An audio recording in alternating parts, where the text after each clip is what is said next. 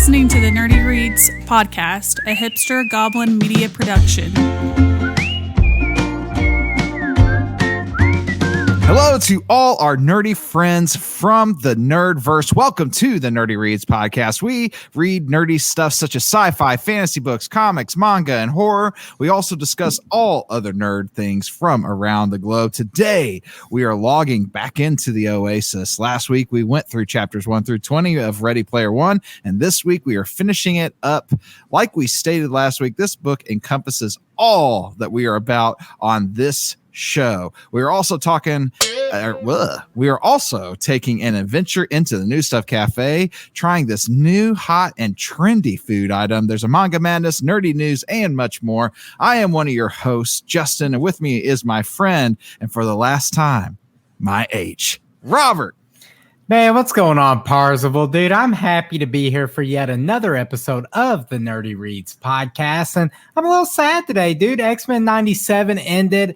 I loved it. It was so good. Check out our crossover episode with the Optic Blast broadcast that we did. Had a lot of fun shooting that last week. But guys, we have an upgrade this week on the Nerdy Reads podcast. Unfortunately, our very own sweet baby Dylan couldn't be with us, but here he comes from the ashes. You may remember him from like several episodes ago with very poor audio, but that's not the case today. He's gone Super Saiyan. It's Kiwi.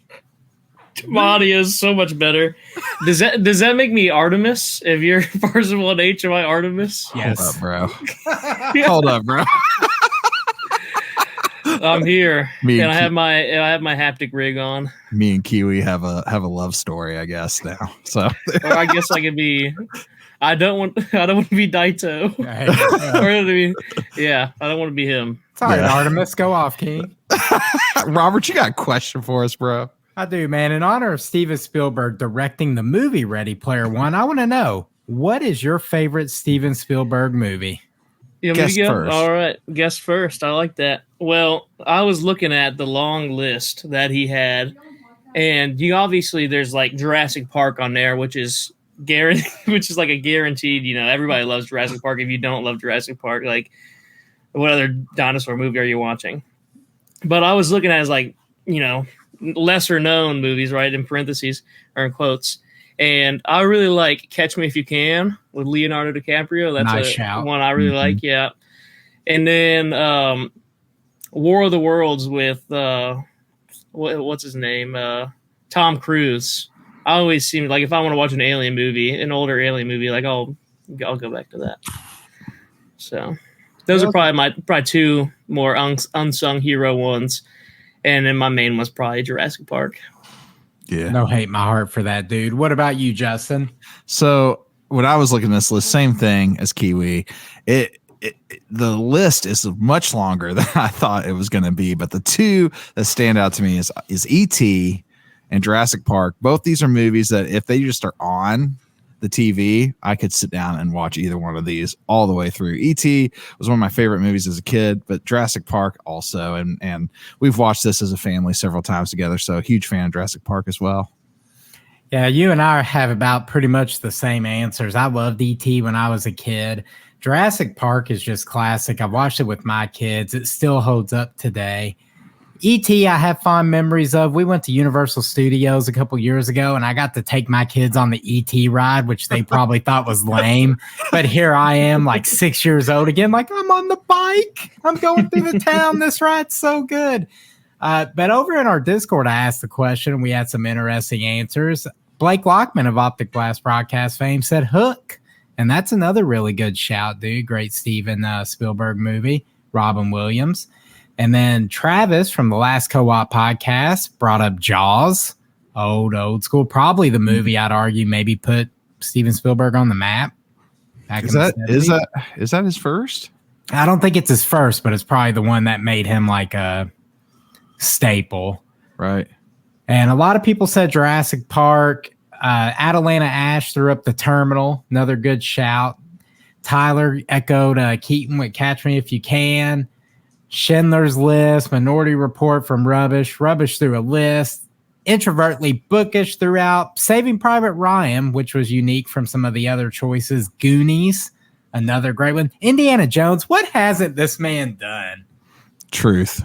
They're all so good. They are. And Jaws is the first. Like, I don't know. I mean, Night Gallery and then the Sugar Land Express are like 2 movies before Jaws. Neither one I've ever even heard of. So Jaws, it's probably is the biggest one, at least that I know of. So there you go. And Ginger Jordan also echoed us with Jurassic Park and E.T. So I mean, those 2 are just like nostalgic, dude. Winners, man. I mean, there's like you said though. I mean, there's so many good stories, good movies on this list that he has been a part of. So, man, what a dude. All right, so let's get into some book happenings. Stephen King is out with a new collection of short stories. I know Robert talked about this a little bit last week, but as you might expect from the reigning king of horror, some are terrifying, some are creepy, others are laugh out loud funny, and one of them took him 45 years to write, and I was like, man, that blew my mind. This book is a collection of 12 stories called You Like It Darker. Over the course of his decades-long career as a writer, King has learned there's no taking a short story too far. Quote from him on NPR says, I found out to sort of my delight and sort of my horror that you can't really gross out the American public. We are doing this one, like we said, for next month's book club and cannot wait to share in this adventure with you. Showing my age, 45 years, that's just a little bit under, double my age. So, hey, dude, Justin was 1. No, I wasn't. he was at least 20. Okay. Hey, listen, dude. I could say, hey, this is the one time I could say this on the show. I wasn't even born yet. So he's been writing this. He's been writing this short story longer than I've been alive. You were only a thought. Yeah. I don't even know. Maybe not even thought yet. Who knows? All right. Time Magazine. They came up with summer's just around the corner, and those looking for something to read on the beach, by the pool, or even indoors or in luck. The most anticipated books of the summer 24 seem to offer something for everyone. A heart-pounding mystery, a hip-hop history lesson from Questlove, and much more are a part of this list. This article is, again, by Time Magazine and is called 25 New Books You Need to Read This Summer. And I'll be sharing this in the Discord for all of you to read. There's even a book on here about a family of luchadors. So that sounds like something that could be up our alley here on the Nerdy Reads podcast. Question for you guys, though, is do either of you guys have a book that you would say is a great summer read? Oh, well, I guess I'll go first. Maybe not a great summer read, but a great read nonetheless. Is one same author, Ernest Cline, as Ready Player One. He did Ready Player One. It was a Goodreads Choice Award for Best Fiction, Science Fiction in 2015. So pretty good. And it's also done by Will Wheaton. So all great things. And it's called Armada. And it's kind of, I don't know if you guys have heard of it, but you put in like Ender's Game, kind of like children fighting in wars, And this one got our main character. His name is Zach Lightman. And he plays this video game, and it turns out that this video game is real. So it's pretty good. It's called Armada by Ernest Cline. Science fiction, adventure, all that jazz. Pretty much very similar to Ready Player One, but it's called Armada. I really like it. So you give it a read. It's not very long either. It's got like a 3.5 rating with 120,000 ratings. So. Woo. Is it as good as Ready Player One in your mind? I wouldn't say it's as good. It's different. Ready Player One goes more like back in time stuff. This is like, it's 80s stuff. Ready Player One. This is kind of more modern stuff, but it has a great soundtrack. This book does. I'll send it in the Discord. It's got a good soundtrack. Nice, dude. Hi, Robert. I'm going to recommend a book we've never done on this show that lives rent-free in my head. It is called Circe by Madeline Miller. We did cover her book, Song of Achilles. Circe is also a reimagining of Greek mythology, focusing on the life of Circe, the daughter of Helios, the sun god, and Perse, a nymph. Born without the divine beauty of her mother or the commanding presence of her father, Cersei discovers her talent for witchcraft. It becomes like her salvation and her curse. So over the story, she gets exiled to an island. She runs into Odysseus from the Odyssey. All kinds of good stuff go down. If you love Greek mythology, you owe it to yourself to check out Cersei. It is one of the best novels I have ever read in my entire life. That's high praise right there. Yeah, that sounds really good. All right. Mine is not near as deep as what Robert just came up with, but I was going to say it is a book that we've done on this show. And I would encourage you to go listen to the episode that we did last May 25th of 2023 called The Last Word, Poppy Soda and Show Tunes, because The Last Word, I think, is a perfect summer read. You got Beach, you got Crazy Killer, and you got HGK, and that's a villain right there that is living. And there's a golden retriever? Come on, bro. Yeah. There's a pet. We still talk about HGK. Always got to have a pet. They always got to have a pet. HGK is one of my favorite villains because he's just so out there. But yeah, dude, Last Word, I think, is a great summer read. So there's your Nerdy Reads summer reads suggestions. But we'll post this Time Magazine 25 list for all of you to go and check out. So without further ado, it is time for Manga Madness. Nice. Today's Manga Madness is brought to you by a brand new upcoming show by Hipster Goblin Media called Anime Tofu. Be on the lookout for that in the next couple of weeks. Today on Manga Madness, we are talking Hunter x Hunter. Hunters are licensed elite members of humanity who are capable of tracking down secret treasures, rare beasts, or even other individuals, and can also access locations that regulars cannot. To obtain the license, one must pass a rigorous annual hunter examination run by the Hunter Association, which has a success rate of less than 1 in 100,000.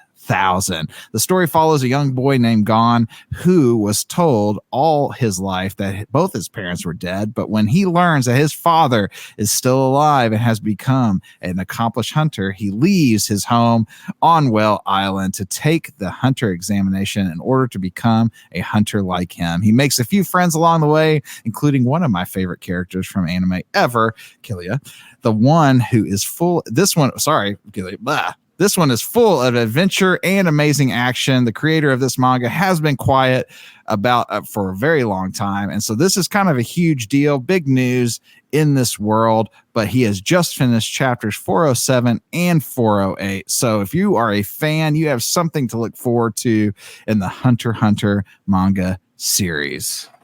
I'm super excited for Anime Tofu. I hope you guys check it out if anime is your thing. Hunter x Hunter back in the early 2000s, mid 2000s, like Dragon Ball, One Piece, and Naruto are the big ones and shonen anime. I would argue that Hunter x Hunter gets a seat at that table. It is that good of a show. If those shows interest you, check this one out. For sure. And I hope to be on Anime Tofu at some point. It's probably one of my biggest dreams in life right now. And I don't want to throw any shade at you, Justin, but you've personally attacked me by pronouncing those names. Did I? Go ahead and pronounce them for us, dude. You got the main character, Gon. Yeah. And you got his sidekick, Killua. Wow. That one is a little iffy. Wow. Yeah, dude. I mean, our pronunciations of that name were not that far different. So. Yeah, but the first one was Gon. Yeah. Anyways. I'm Gon. Gon freaks. If you like in-depth power systems and you've never seen Hunter x Hunter, it probably has one of the most in-depth, recognized power systems ever. Like, people praise their power system ever, called Nen. So, I mean, it's so versatile and there's so many different things that you can do with it. It's pretty awesome. Hey, dude, I loved Hunter x Hunter back in the day. Check it out, everyone. And also, if you're a fan of this show, you know we stay butchering names here at the Nerdy Reads podcast. You ain't wrong, bro. But I have to come to my own defense and say that my name pronunciation was not far off from Kiwi. He gave us 6 different names for 2 different names. It was close enough. He doesn't. First one know. now. He doesn't even know. All You're right. Give us just a few minutes. We're going to take a trip into the New Stuff Cafe. We're actually walking to the freezer today. So give us just a minute.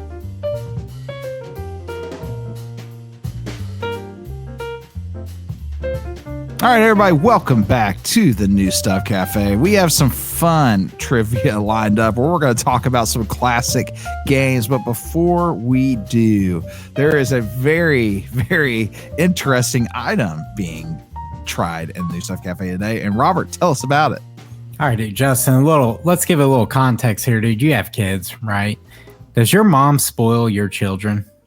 Oh, of course. Absolutely, dude. Mine does as well. So like the number of times I've gone to my mom's house to pick my kids up, they're just slamming junk food down their gullets because grandma said it's okay, dude. That's what grandmas are for.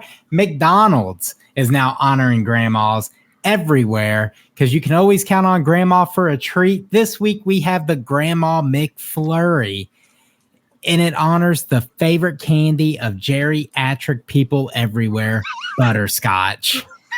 All right. The McFlurry features a sweet butterscotch syrup drizzled over reduced fat vanilla ice cream and garnished with butterscotch flavored crumbles. This bad boy weighs in at a meaty 600 calories. And it was $4.19, I think is what I paid for it. I think I paid the same amount. Yep. I love how you just gave a calorie count for ice cream item. That's crazy too because I just got a little bit on my finger. I tasted it. It is really good. It's really good. Dude, Justin, you're getting up there in age, man. Do you like butterscotch? I don't know if I've ever. I've had it. It's a give or take. Is that what a Werther's is? Yeah, I think Werther's is like caramel. Yeah. Okay. But that is the old people candy of choice at my workplace. I work with a lot of old people. They love Werther's. When I think of butterscotch, the show. I think of the butterscotch hard candy. When I was like in elementary school, I would go into like the bank with my mom, and they would have butterscotch sitting in the bowls, like where the bank teller's at. That was probably my first experience with butterscotch. Robert's had a bite. Let's see, Robert. What's the verdict, bro? Well, dude, first off, the smell is very butterscotch forward, as you'd expect. It actually kind of looked like urine in a cup, so I was nervous to try it. They really, dude, they went heavy-handed on the syrup, but it tastes a lot better than it looks. This thing's delicious. It's so good. It did. When I brought it home, I showed my family, and they were like, "What is that?" Because just the whole like clear plastic lid Put your lids up there. Yeah. The whole mine, I kind of mix it in now, but it does look like somebody peed in your vanilla ice cream. It really does. And it's good. They just kind of lathered it on the top, but it's really good. There you go. So got a little bit of a crunch to it. I might eat this whole thing. I want to eat the whole thing, but then you also said it was 600 calories. I did that on purpose to keep myself honest. All right, guys, while you're tearing up your Granny McFlurries, let's go ahead and get into some trivia today. So last week we did 80s movie trivia, and this week I did say we were going to do 80s music, but then classic video game trivia seemed like it fit this crew better. So we're going to go with that today. So I found some really cool questions. I think a lot of these are questions that you'll know answers to. Maybe our listeners will also know. Some of these I found to be really, really cool fun facts. And that was one of my favorite things about Ready Player One is oftentimes you would hear things about a classic game that you didn't even know was real. And then I did a little research to find, oh, that is true. So there's some really cool little things like that. And so we have some trivia that represents that. And so looking forward to this. Going to go ahead and start now. Are you guys going against each other or do you guys want to be a team? I'll let the guests decide. Go ahead, Keaton. Are you challenging or do you want to team up with the old Robert here? What'd you guys do last time? You teamed up with Dylan, didn't you? He did. Let's go against each other. You're probably going to toast me, but let's go against each other. Let's do it. Yeah, let's do it. Hey, Keaton, I like the boldness, bro. I like the boldness. All right, here we go.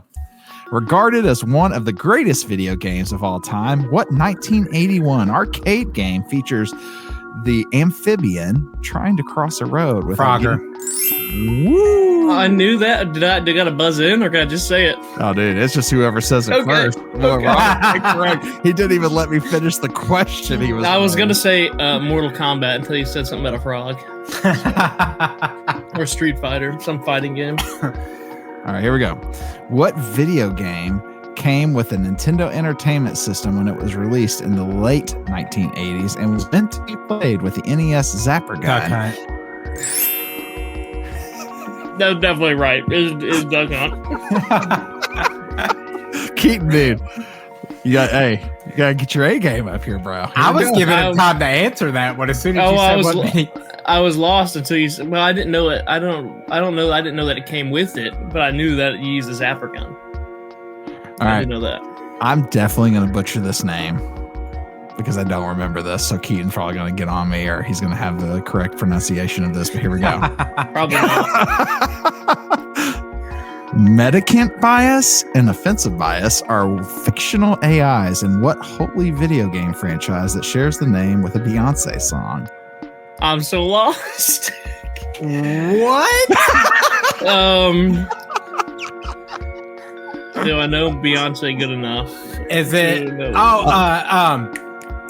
Halo. It is Halo. I love that makes so much sense. I love that the AIs are not what you got from that. It was no, it was a Beyonce. It had to be. The only AI I can think of from Halo is Cortana. Yeah, I know. When I saw it, dude, it was the Beyonce. I was like, what? when I found that question, I was like, what are these? And I went and looked, and they are. But yeah, Cortana's the only one I know too. All right, here we go.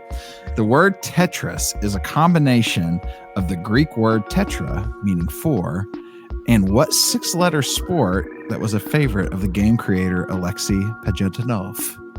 You know, we just read that book, The History of Video Games, and it talked about that, and I was fascinated by it, and I actually do not remember. Okay, can you what sport is that what you said? Yep. Has 6-letter sport? Is that what you said? 6-letter sport.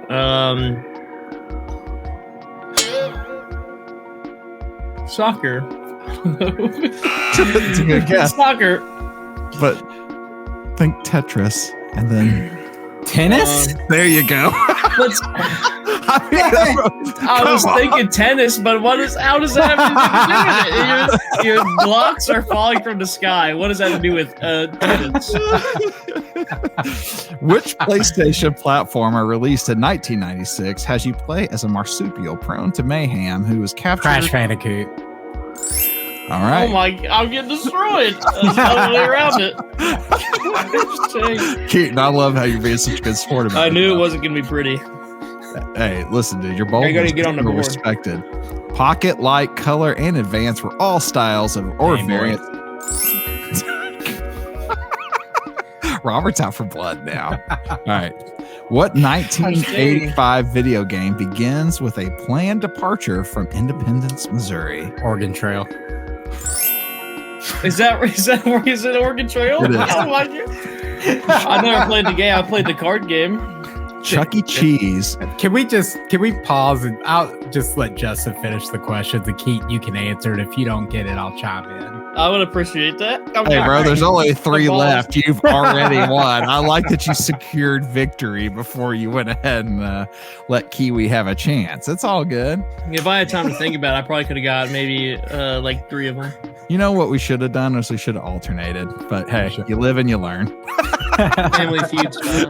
When it comes to competition, Robert's like, nah, bro, there's blood in the water. I have to destroy him now. That's okay. Right. I heard the last one is worth 100 points. You know what? We'll go with that. Chuck E. Cheese was originally founded by Nolan Bushnell, who also co-founded what video game company known for its 2600? Atari. Well, all right.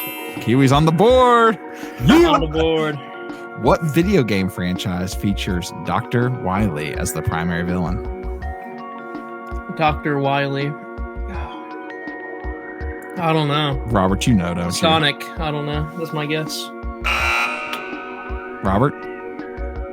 Dude, I don't know. Is it Crash Bandicoot again? No. Dr. Wily. Wily. Is it? It's I don't know. Mega Man. Mega Man. I Mega should have Man. known that. All right. That's This is crazy. the last question. And I'm going to let Kiwi answer this. Kiwi, this is for the win. For the win. Okay. This is for the win. To get rid of all of But For the the- win, dude. This is for You the get win. it. You get this one. You Progress. got it. You All got right. it. No pressure. All right. In 2015, the first 6 games were inducted into the World Video Game Hall of Fame. Name 2 of these games. But here's the thing. For the win, Kiwi, name all 6. Okay. Let me take my ice cream. 2016. Going back in time. 2016, right? 2015. 2015. Can you give me a hint? No. Are they arguably? Okay, I'm gonna say they got to be older. I would assume they're older. I would think so. I sure hope so. I'm gonna go. Is Pac-Man one of them? That's one. Pac-Man is one. All right, here we go. Is Mario one of them? Gotta be. Super Mario. Okay. Super Mario Brothers is one of them. That's 2. Okay. So you Super got the Mario answer. Bros. Pac-Man, Super Mario Brothers. Oh shoot! What else is I'm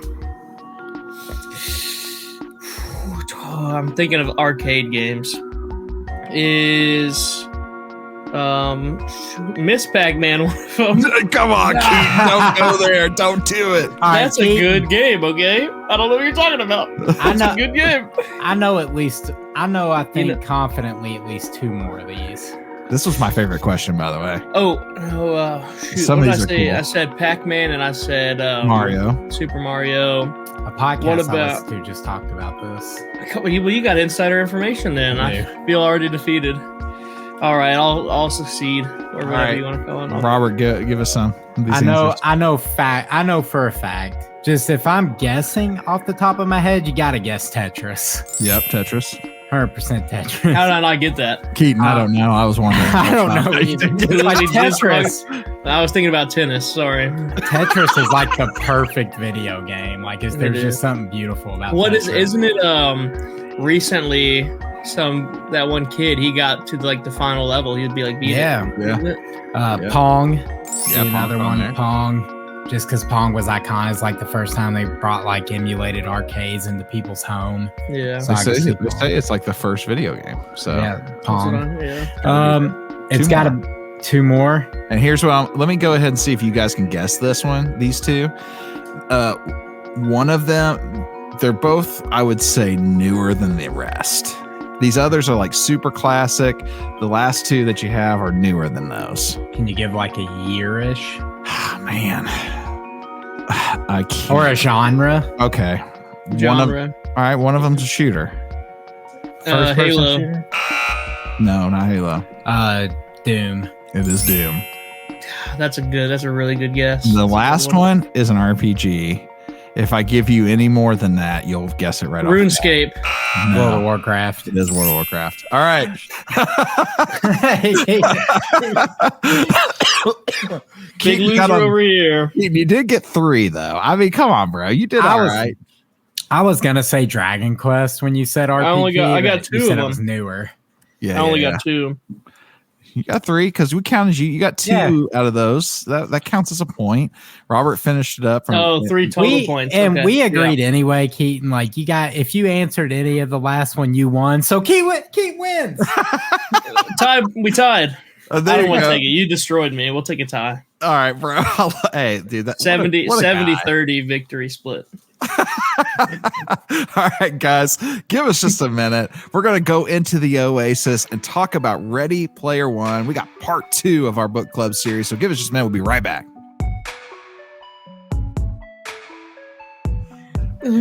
What's up, guys? It's Dylan here. Dude, that was a good impression. I didn't read the book this week. Dang. Wow. All love for my boy Dylan. Hey. Dylan, we miss you. Welcome back, everybody, for the second part of a 2-part series. We will talk about Ernest Cline, but we talked about him last episode. If you haven't, check that out. Go back to part 1 of this 2-part series. You don't want to miss that. We are having a lot of fun with these episodes. So we're going to dig right in to part 2. Robert, give us the recap. So previously we talked about Ready Player One. The year is 2045. The world's in decline. People seek escape in an online virtual space known as the Oasis. The creator, James Halliday, passes away. He leaves a contest to his users, find an Easter egg, become the sole owner of the Oasis, inherit billions of dollars. We follow Wade Watts, a gunter, a nickname given to egg hunters, who obsess over everything James Halliday in the 80s, trying to solve the puzzle of this Easter egg. Wade's life changes when he is the first person to figure out the riddle and find the copper key, and then he clears the first gate. He meets Artemis, a legendary gunter known for her blogs on all things Halliday, who he gives a tip to on how to clear the first gate. Wade, Artemis, Wade's best friend H, Daito, and Shoto become the first 5 to clear the gate, and they're known as the High Five. The contest soon turns deadly as the evil organization IOI, referred to as the Sixers, led by Nolan Sorrento, attempt a real-life assassination on Wade after he refuses to help them in the contest. Wade moves to Columbus, Ohio, in hiding, direct connects to the Oasis, falls in love with Artemis, confesses this to her one night, and she's like, nah, bro, I'm more worried about the egg than you. She rolls out. Wade's now truly alone. He shunned all his friends, and then he gets the worst news of all. Artemis has found the Jade Key. Yeah, bro, you don't go out like that, bro. That's a sucker punch right there. It really is, man. Man. She said, I don't love you, and then bam, I jumped you in the contest. What's you up? don't know me. That's exactly what she said. Yeah. She did him dirty, bro. I get it. I want to say that I am so glad that the Oasis isn't real. I don't trust myself. Yeah, that's definitely Because here's the thing. I get so ingrained in these kind of things. Like even take Final Fantasy 14, any MMO that I've ever played. I get so invested in it. I get sucked into that world and I just do it. So I just hang out there so much. If there was something like this in real time, I do not trust myself. Because you see what it does to these people. I'd be an Oasis. I'd be loving it. Yeah, I'm the same way, dude. I would lose myself in a game like this. But so Keaton, I believe you mentioned it in our Fable app discussion. You mentioned that Wade changed his entire resolve from winning the competition, not for the sake of being the owner of the Oasis, but my man is so down bad for Artemis. He's like, nah, I'm going to win this competition so she talks to me again. Yeah, exactly. It's after, I think what I said on Fable was after they cut it off, his new motivation was, it's just her now. He's I don't know. I bet there's some kind of psychological term for that when somebody pushes you away. Yeah. And you try to go after them. And the Sixers being known cheaters, they start leapfrogging up the leaderboard after that because they have an artifact that straight up lets them find anyone in the Oasis, what sector they're in. And if they're in the same sector, it goes as far as to tell them what planet they're on. And there is a 24-hour cooldown. And a cooldown is just you have to wait a period of time to use it again. But that's still a massive advantage in this competition. When you're talking about years to complete this competition, there's several. I mean, even all half of a year in between finding I think the first gate and the Jade Key. Yeah. When you talk about that much time, 24 hours is nothing. Yeah, especially with a cheat code essentially. But yeah. They got all the cheat codes though. They literally have all of them. Yeah. They buy them all up off their auction house. Exactly. Yeah. They have the bomb. They have Godzilla. They have, they literally have everything. They got their hacked immersion rigs. That's true. Yeah, it's not long after they find the Jade Key that the other members of the High Five and the other Oasis people kind of figure it out because the Sixers all go there en masse like a bunch of dum-dums and kind of lead everyone. But there was a chapter during when all that was going down that I loved. Is Wade ends up on a planet called Arcade, aptly named, and he finds an old busted Pac-Man game, and he thinks it has something to do with the egg, but it really doesn't. But he sits there and plays this game until he achieves a perfect score, and then he ends up with a quarter afterwards. But Pac-Man, I have a lot of fond memories of. My parents have a Pac-Man arcade cabinet at their house. So whenever I go up there, I'm jamming Pac-Man. And then back in the 360 days, I used to like high score chase with the buddy. Every day before work, I'd get on there and run a couple levels, try to beat his score. So that nostalgia is a hell of a drug, man. Yeah, it is. Yeah. That was a really cool scene too, because when he gets the quarter and he puts it in his inventory, even though he never mentions really the quarter again after he gets that, the whole time I remember as I'm listening to the book, I'm like, I keep reflecting, I'm like, what does this quarter do? Exactly.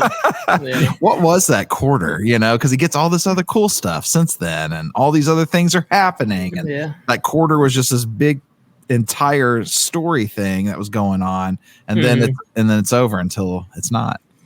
Yeah, just, I mean, even the fact that he does, like, it has no description on it, and usually in these games they have like a item description that describes what the item does. Right. But this had no description. It's just like quarter, 25 cents. That's it. Yeah.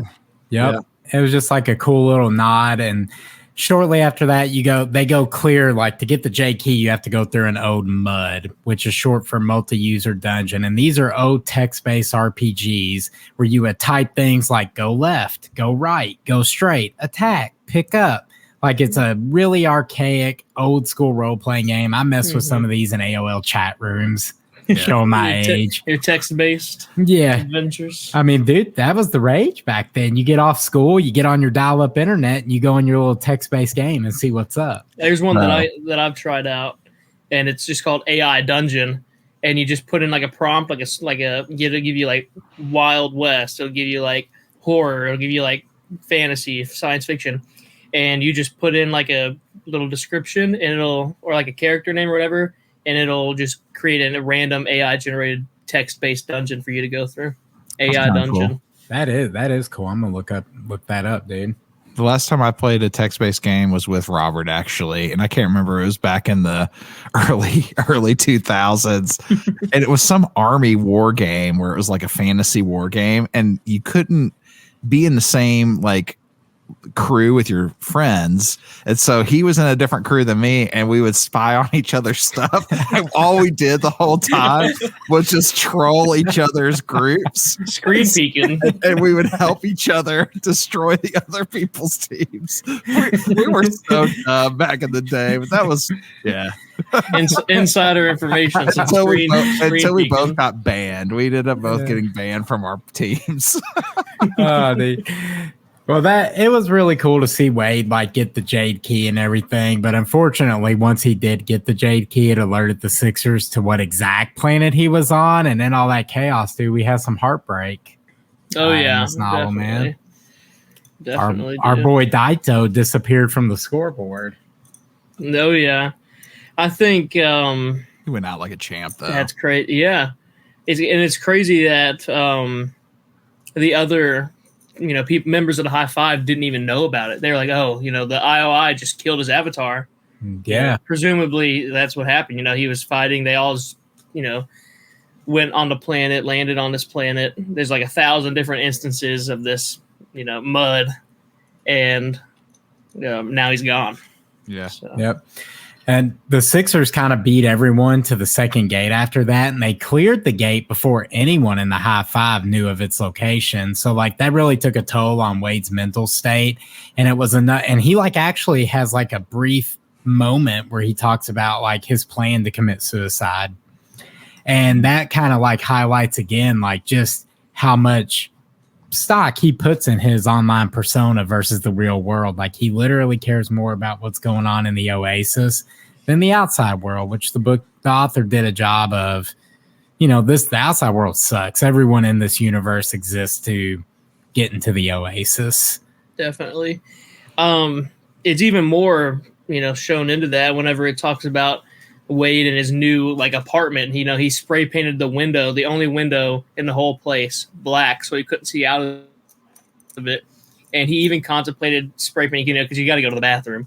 He even contemplated spray painting the window, the mirror in the bathroom black, just because he hates looking at his real self. Yeah, that's crazy.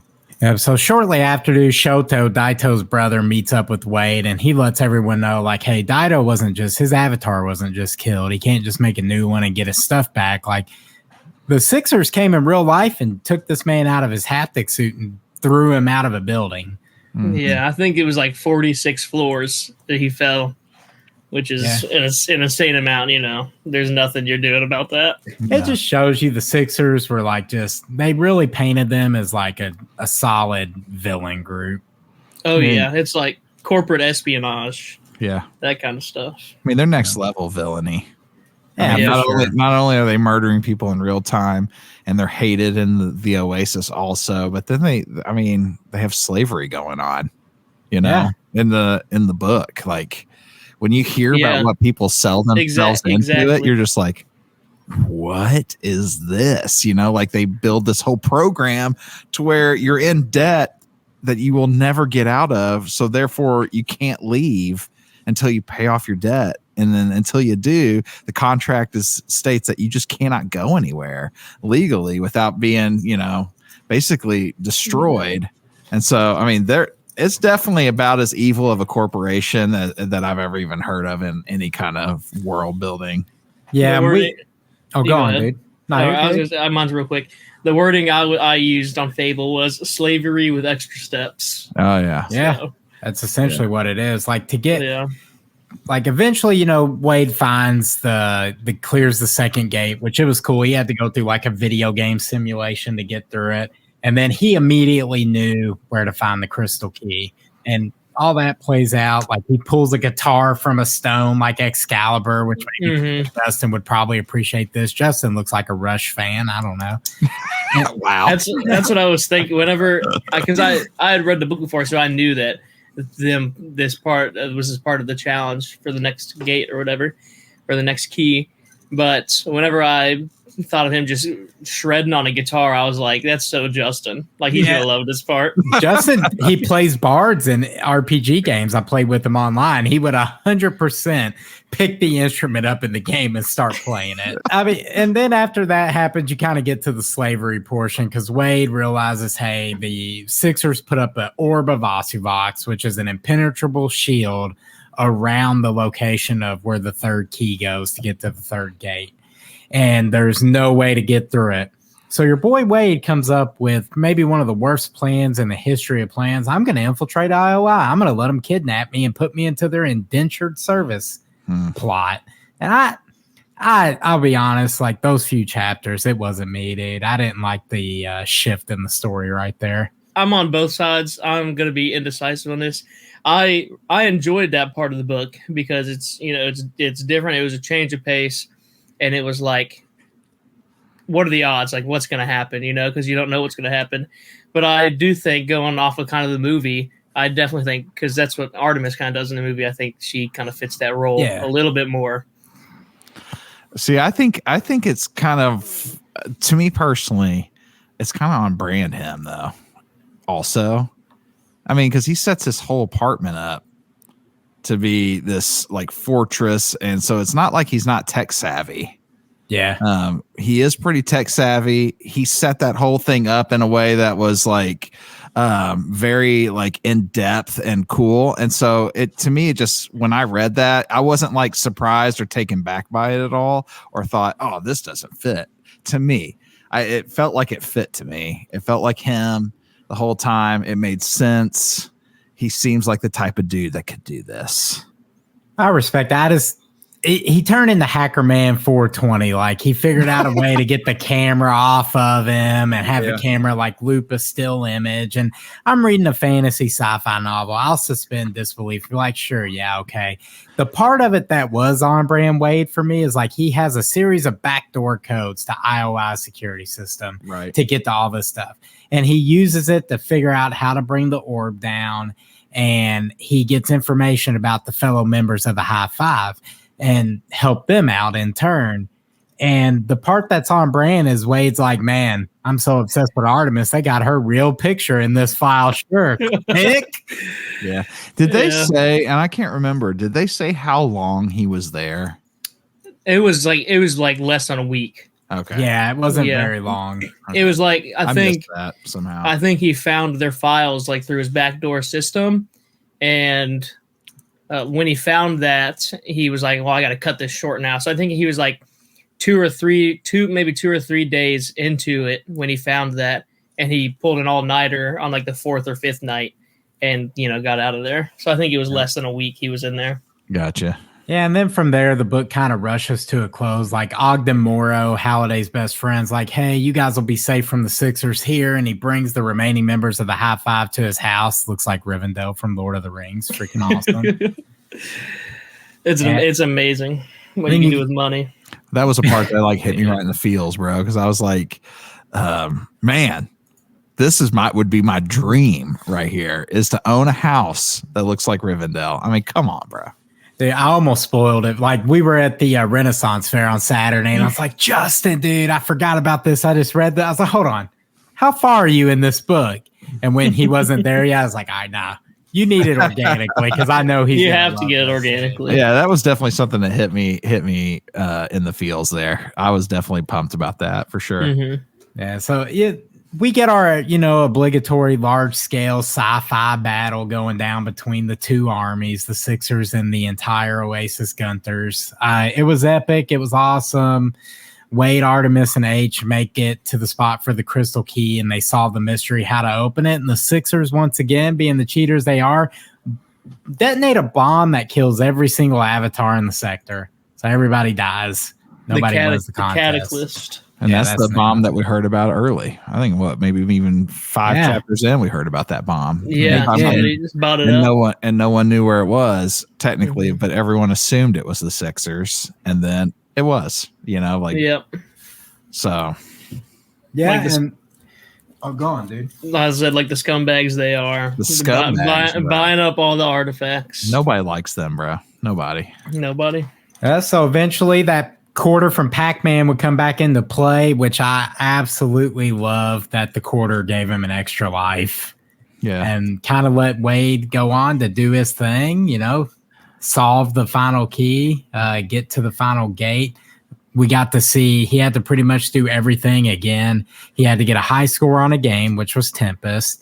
He had to do a flick scene of freaking Monty Python and the Holy Grail. Dude. one of my favorite parts of the book. Yeah, that one's good, dude. And then he had to figure out Halliday's password, and then he had to go through the game adventure and find the hidden Easter egg. And dude, I love this book. It is a really, really solid novel that truly fits the mode of what we set out to do here at the Nerdy Reads podcast, and read and discuss books like this with people. I do have something I forgot to bring up when we talked about it. And it just struck me as something I wanted to bring up.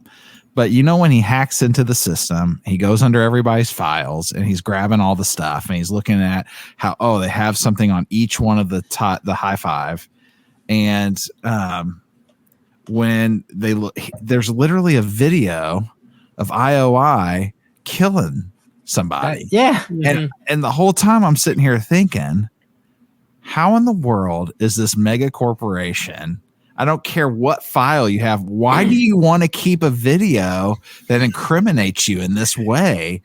Even if it's in some top secret, super secret spy file, it does not matter. Why would you keep that?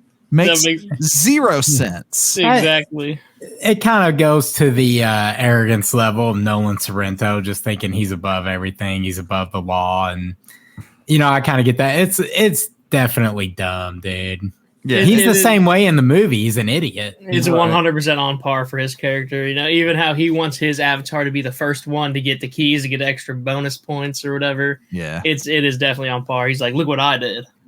Yeah. But going back to what you said, Robert, I didn't mean to bring us back, but I just had to bring that up because that was something that threw me off. But I agree with you. This book is amazing. It is exactly what our show has always been about, is reading books like this and talking about it with our friends. And this was just such an amazing book. The 40 chapters flew by. It really, really did. This book felt almost effortless to read. And I know that we talked about it last week, but I feel like we have to bring Will Wheaton back up as being one of the best narrators out there. Amazing. And you could not find a better person to narrate this book. It's so good. He does such an incredible job. And we've talked about, and Holly was the high praise for us a long time ago.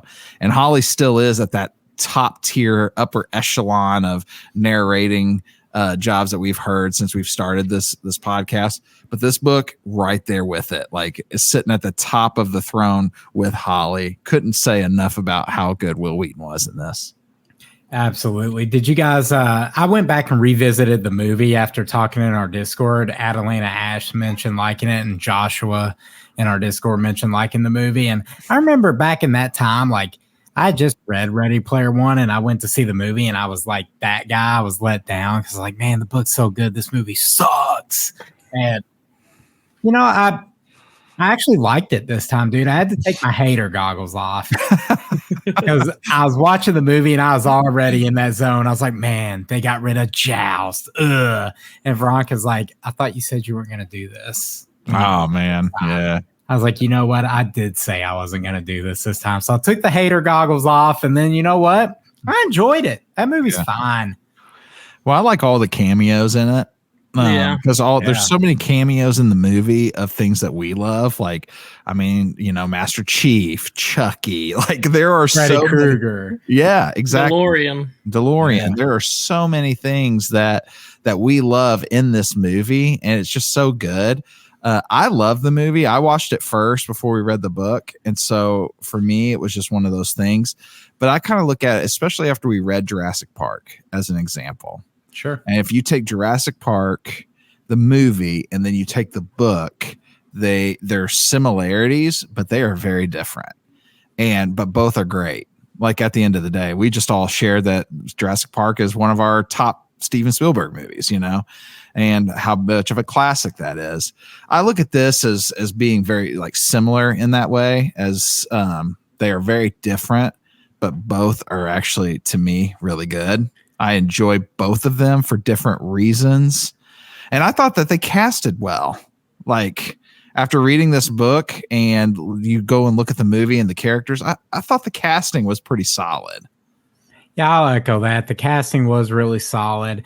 The Shining scene, they had the flick sync in the movie. They did the flick scenes justice, and they had to replay through The Shining. That was so good, dude. That was probably the best part of the movie. I really enjoyed that, yeah. Yeah, it was good stuff. I really liked it. If you prefer, like, big budget action films with a lot of films with a lot of modern pop culture references, I think you'll really enjoy the movie, even if you have no history with the book. And I think if you read the book and you just haven't seen the movie for whatever reason, you'll find something to like if you check the movie out. Maybe if you watch it differently too. Like you said, Robert, you take the hater goggles off. You took the hater goggles off. I think you have to. Like, I prefer when movies are slightly different, because then it just gives you something different to watch. You know, if you know every little thing that's going to happen, not to say that isn't cool, but I mean, it is cool to get something within the same universe that you enjoy and love that is unique enough to be a new experience. And I kind of feel like that's what this is. I think my favorite part of the movie, I would have to say, is probably the ending final large scale battle. I'm a sucker for large scale battles. Heck yeah. And it's just done so well in the movie, I think. Dude, a freaking Gundam comes out in the movie. I know. Oh, dude, a Gundam jumping. And that's something we didn't even touch on in the books. They all get a giant robot. So I mean, it's just it's the giant battle. I mean, I know it's probably a bad take, but that's why Clone Wars Attack of the Clones is one of my favorites, because it has that large scale arena battle on Geonosis. I'm a sucker for large scale battles. Dylan is here in spirit. Somehow we become a Star Wars. I think Dylan hates it. That movie. No, some of the best large scale battles though are Lord of the Rings. All right. Are you guys ready for some lightning round? Are we ready? All right, we got our lightning round. Everybody knows the deal. If you've been listening to the show the last month or so, we've been doing these lightning rounds. Everybody gets 1 minute to answer each of these questions. So let's go ahead and set it off. Similar to Flick Syncs, to clear the second gate, Wade has only Wade. Sorry, guys, this is my bad. So Wade has to go through an entire video game from a personal perspective to clear it in one life. What game would you be able to accomplish such a feat in? Yep, I I don't think I could do as good as he did in any video game. So probably Mario Kart. He's gonna be my pick. So you're gonna get first place on every race. I'm gonna. Are have we on to, 50cc? No, you're on a 200 or whatever the highest is. 200cc. It's gotta be. It's gotta be the hardest difficulty. Man, I think I'm smoking them. So I'm drifting every corner. I'm picking up every bullet bill. I think I'm cooking them. Dude. All right, Robert, what you got? I'm gonna go Legend of Zelda Ocarina of Time. I think I beat that game probably more than any video game in existence that I've played. I'm confident I could beat that game without dying. Ooh. Well, okay. I took a different take on this. The last game I can remember clearing without dying for one run through was Hades. Ooh. I remember going through Hades from start to finish. I ended up getting the perfect build to do it. It was a reflective build, and I cleared the entire thing without losing a single one of my lives. So that's but I mean, it's also a challenge. I'm sure there's other games, but that's the one that came to mind first when we did that, when we came up with this question. Okay. You know what? Come to think of it, this was supposed to be like your personal perspective. So you get put in the game and you have to clear it yourself. I don't know if I'm going through Ocarina of Time without dying. There's some scary stuff in that game. There's really Mario Kart all the way. I mean, I guess Mario Kart would be all right, bro. How about this, dude? I want Nintendogs or something like that. Yeah, exactly. I want Animal Crossing New Horizons. There you go. Animal Crossing. I feel like I feel like I'm fairly confident that I could probably do Pokemon. Oh, wow. Okay. Well, there you go. All right, here we go. I could catch them all. At the end of the second gate, Wade gets to choose a giant robot. What robot from any Nerdverse would you choose, Keaton? So I talked about this a little bit on a Fable. I have two big choices. It's either going to be a Transformer, if I could do that. I know they're piloted. So either a Transformer or a Jaeger from Pacific Rim. Because they're massive robots. They move a little slow, the ones in the first movie, but in the second movie, they're pretty quick. So nice. Transformer or Jaeger from Pacific Rim. You could definitely take a Transformer. I think they actually mentioned in the book that a bunch of the Sixers snatched up all the Transformers before they could get to them. Oh, was it really? I know they did like the 5 pieces of Ultron. Yeah, I did do that. I went with the classic, the RX-78-2 Gundam. Oh, dude, that's nice. I originally was going to go with what I called the Mechazord from Power Rangers until Veronica corrected me that it was called the Megazord. So who's the nerd now? What up? And also, I'm going to give a shout out to Reptar from the Rugrats, bro. I'm showing up to the fight with Reptar. I love Reptar. Ogden Moro's house looks like Rivendell from Lord of the Rings. If you could live in any sci-fi or fantasy place, where would it be, Robert?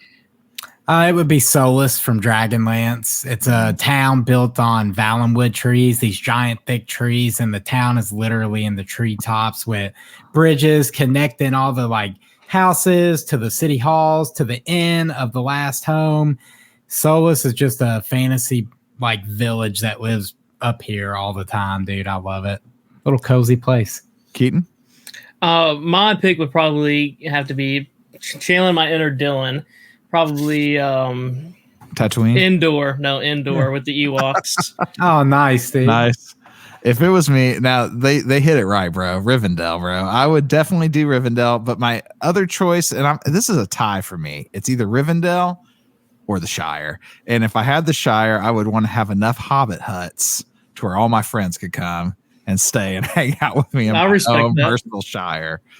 If it's like I feel like I could see you in the Shire because like Rivendell's gorgeous, right? But you'd have to live with elves, and elves are jerks. Yeah, bro. The Shire is the place you go to party. Let's be honest, bro. Oh yeah. You know. All right. Do you have any interest, or have you read Ready Player 2, Keaton? I think I'm the only one that you guys know of, or even in the Discord that has somebody. I think Joshua said he read a little bit of it from the Discord, but I think I have read it. It took me a while to get through it. It keeps the same spirit as the first one, but it definitely takes a different track. So I don't know. I liked it later on, once you got through some of the sludge. I liked it, the back half. But if you want to try it out. But you can go without it. I'm going to echo Introvertly Bookish from our Fable app. She said, always pretend the sequel doesn't exist. And she likes to think that everybody left the Oasis behind and found a new appreciation for reality at the end of this book. So, yeah, man, I felt the way when I finished it then. I feel the way now. Like, I don't think the book needed a sequel. But, I'm not a publisher out here trying to get them profits. Yeah, I feel that way. Like, I feel good. I feel satisfied with what I've read of Ready Player One and my time in the Oasis. I think if I were to do this book again, I would just do the first one again. Sorry, go ahead. Go ahead, man. The second one, I will say, it expands a lot on stuff mentioned in this one, like Kira Morrow, Ogden's wife, and then it goes on to like their life being in charge of the Oasis and all that kind of stuff. And they implement like a program where you can where like on Tuesdays and Thursdays, you can't, like, the Oasis is shut down. Yeah. So. All right, guys. So final 3 words to close us out. Keaton. Go to Robert first. Oh, no. Have you not thought of 3 words? I haven't thought of 3 words. Oh, no. All right, Robert, go ahead. Hit us with your 3 words, bro. No sequel required. Nice. That's so good. Nice. I got Easter egg mayhem. All right. Ready Player 2. All right. Well, that's all you need. All right, guys, give us just a few minutes. We'll be right back for some nerdy news. Guys, this week on Nerdy News, we are sadly absent of sweet baby Dylan. We miss you, Dylan. We wish you and your family all the best. I want to honor Dylan and keep his absolutely unhinged sighting of the week he sent me for this segment today. Uploaded by user UFO Talk on TikTok is a real-life dragon sighting in Scotland. The camera zooms in on a castle. At the precise moment, you see a shadowy figure of what certainly looks like a dragon emerge and fly away. So, like, Justin, Kiwi, have you guys watched this video? Is it real? I haven't watched the video. I have watched the video, and let me just say, first off, pristine camera work as the dude's trying to shoot through several leafy branches in the rain on a cloudy Sunday afternoon.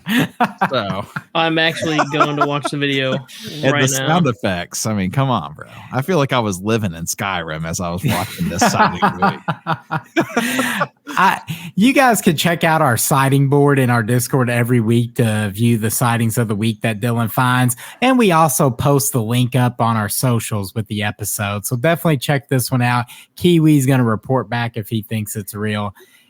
And go on, dude. It gives me some Skyrim realism mod vibes. Yeah, sure. That's got to be what it is. All right, guys. So coming up next, dude, Apple is working on a deal with OpenAI, reported by Bloomberg's Mark Gurman. This deal will see Apple get the rights to use OpenAI technology, and what that is ChatGPT. So basically, they're looking to rebrand Siri 2.0 to kind of be a ChatGPT bot. Apple's hinted that it would run all new Siri features and AI functionality on new devices, and their current M4 chip powering the latest iterations of iPad Pros is the best AI chip on the market. So ChatGPT could be coming to us as soon as iOS 18 launches, if the rumors are to be believed. Do you guys use AI on the regular? Is it something you'll use in the future if it benefits you one day? What's up? When did you say they're looking to drop this? When iOS 18 comes out. So if I'm going to go ahead and go into my settings of my phone, I'll let you know where we're at.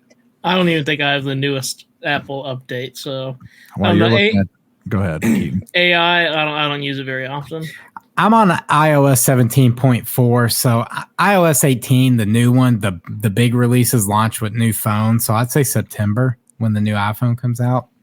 All right, so here's my prediction. By February, somebody's marrying their iPhone. Hey, there was a movie about this. I mean, It was. the more clear that the AI gets, somebody's gonna fall in love with their iPhone, bro. You know, funny enough, the movie was Scarlett Johansson as the voice of the AI, and the Chat GPT creators tried to mimic her voice for the Chat GPT bot, and Scarlett Johansson sued them into the ground. I just heard about that today. Also, pretty crazy. It is crazy, man. AI is cool. I mean, there are some cool things that you can do with it. I did one week. I said, hey, I went to ChatGPT and asked for it to meal prep for me for a week. And it came up with some pretty good lists. So, I mean, it's definitely cool. I mean, do I use it regularly? No. I think one night, Robert, we played around with your Canva AI app for like 30 minutes, asking it to make whatever ridiculous things. It was just, it is fun. But yeah, I mean, yeah, if it gets better, I'm in. I had it write a backstory for my Dungeons and Dragons character. Nice, yeah. Dude. I'm just skeptical of AI in the future because any science fiction novel or movie I've ever watched has warned us that the robots are going to take over one day, man. Facts. And speaking of things taking over, guys, the Florida man has returned. Yes. A Florida fugitive was running from the law when deputies found 31-year-old David Jerome Jackson hiding in a dryer. This man was folded up in the drum, and they pulled him out, removed 3 dryer sheets, 2 mismatched socks, and a crumpled up tissue from his Star Wars t-shirt. I feel like if he wasn't on his way to prison, David could listen to our coverage of Heir to the Empire, and we'd have a new fan, guys. He's obviously a hide and seek champion, so we have some listeners in Florida. David, I hope you're one of them. If so, you are invited right now to be a part of the Nerdy Reads podcast. We need to know more about the dryer. We love you, David. We do love you, David. We want to hear your story, David. Yeah. Let this be the news outlet that you get your side out on, okay? Our last piece of news is a stunner, and I'm only bringing this in honor of sweet baby Dylan because it actually pains me to say this next sentence. Madam Web has hit Netflix and is a mega success on the platform. It currently sits at number 1 in the US on the streaming platform, proving that Netflix users, much like Dylan, lack taste in cinema. I think this is a simple case of they didn't want to go pay for it in the theaters, and they're like, oh, it's on Netflix now? I'll just watch it and realize how bad it is. I think that's it. I believe it was like 40.1 million hours of this movie is streamed since it's hit Netflix, which is wild to me. Are you guys going to revisit Madam Web? I've never seen it, but I'm confident to say that Dylan is probably half of that time. Here's the thing, man. I've watched it once, and that one time was good for me. Like, I don't know if I'm going to ever need to watch Madam Web again. I'm pretty satisfied with my one viewing. If you love memes, check out Madam Web, guys. That's going to wrap up nerdy news. We missed you, Dylan. We did. Hey, listen, Madam Web has its own lore on this show. So, we had to talk about Madam Web once again. You know what else we have to talk about? What's up, man? What's next? Robert, go ahead. Hit us. What's next? Oh, man. Wow. Robert, you know what time it is, dude. Man, I do now. It's time for What's Hot. We here at the Nerdy Reads podcast can't read everything. That's why we bring you one book making waves around the book world. And this week, from the best-selling author of The It Girl, Ruth Ware brings us One Perfect Couple. Lila, in a bit of a rut, agrees to join the cast of a reality TV show with her boyfriend, Nico. They're whisked off to a tropical paradise where the two of them will compete against 4 other couples in order to win a cash prize. However, not long after arriving on the deserted island, things take a turn. The first challenge leaves everyone rattled and angry. An overnight storm knocks out communications, leaving the couples no way to contact the mainland. The couples must band together to survive not only the storm-swept island, but a killer who stalks among them. This one released this past Tuesday and has found a home on my personal TBR. Thrillers are my summer jam. This one's tagged thriller, mystery, and suspense. Man, sounds pretty cool. I love a good whodunit. That's what it is, dude. It's a whodunit. It kind of made me think of I Still Know What You Did Last Summer, the sequel to I Know What You Did Last Summer, when they go to an island. Brandy's in the movie. Whatever, dude. That's what's up. But you know what else is up, guys? It's what's coming next to the Nerdy Reads podcast. Jump back here next week to hear about some exciting changes we are making to our show. We appreciate everyone's support. We look forward to talking to you all about the next chapter of the Nerdy Reads podcast. And don't miss our June book club, where we are going to be covering Stephen King's You Like It Darker.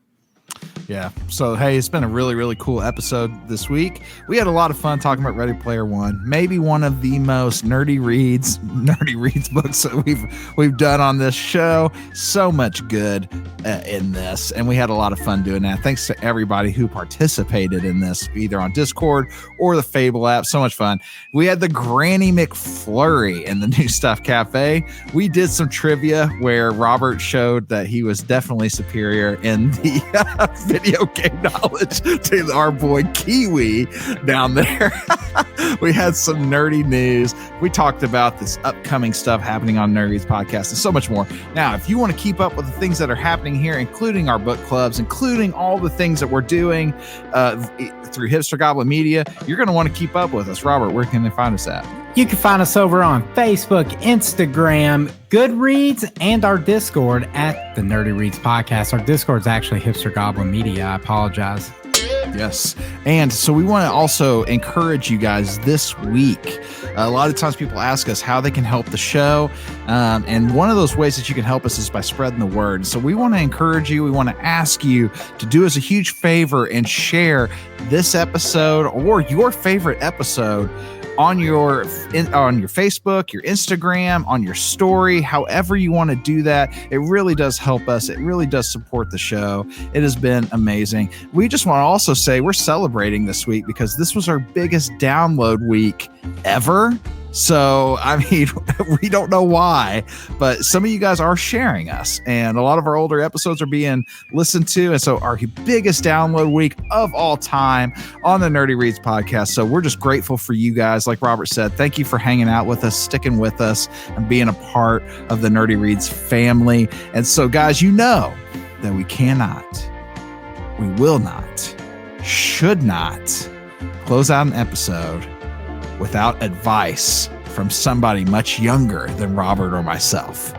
And this week, we may not have a sweet baby Dylan, but we got a crouton Kiwi who's gonna be sharing some advice with us this week. Keaton, hit us, man. I'm honored to take up the mantle for today. I got one piece of advice for you.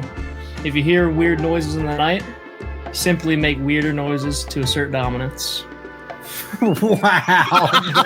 Crouton Kiwi, baby. I love it. I love it. Hey, guys, here on the Nerdy Reads podcast, we enjoy a good story. We believe that your story matters. So be good to each other and stay nerdy, our friends. Say bye, Kiwi. Bye.